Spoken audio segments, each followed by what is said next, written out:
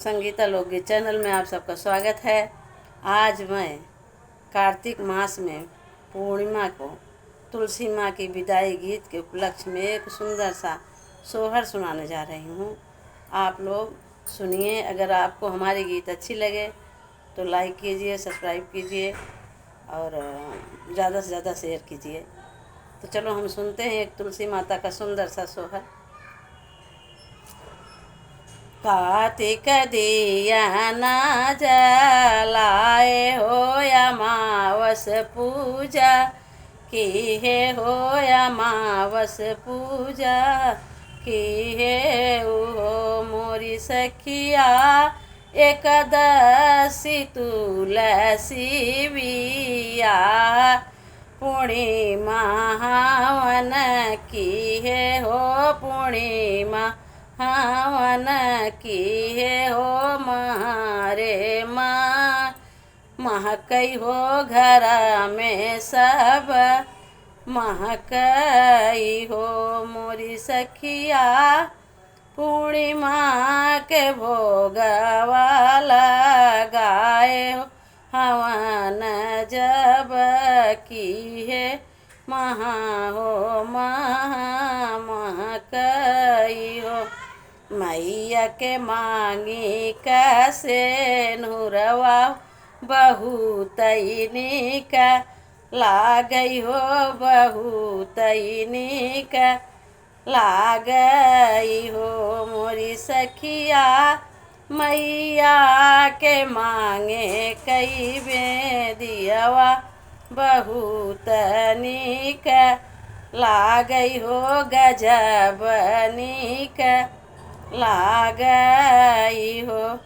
मैया के काने मक कुंडल हो तना के कई नाथुनिया हो मोरी सखिया मैया के गले कर हरवा हो बहुत निक लागई हो, बहुत निक लागई हो। मैया के हाथे मक चूड़िया हो बहुत निक लागई हो। लाली पीली हाथे कर चूड़िया तबीचे में कंगनवा बहुत निक लागई हो, बहुत निक लाग हो मोरी सखिया मैया के कमर कर धनिया गजब निक लागई हो, बहुत निक लागई हो। मैया कलाली पीली चूनरिया हो बहुत निक लागई हो, गजब निक लागई हो मोरी सखिया मैया जब दिहली महावर देखत छवि लागई हो, देखत छवि लागई हो।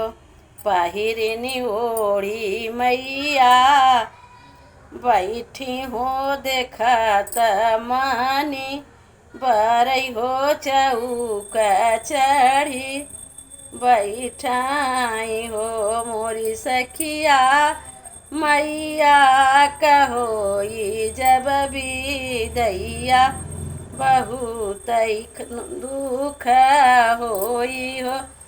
मैया फिर से कार्तिक के महीनवा महीना पूजा करबाई हमरो जई दिया जलउबा हो मोरी मैया भरी मुख दिहु तू आशीषा बढ़ाई हमारी बेली हो, बढ़ाई हमारी बेली हो मोरी माता भरी मुख दिया लिया शीस हो जनम जुग भाढ़ऊ हो जनम जुग भाढ़ऊ।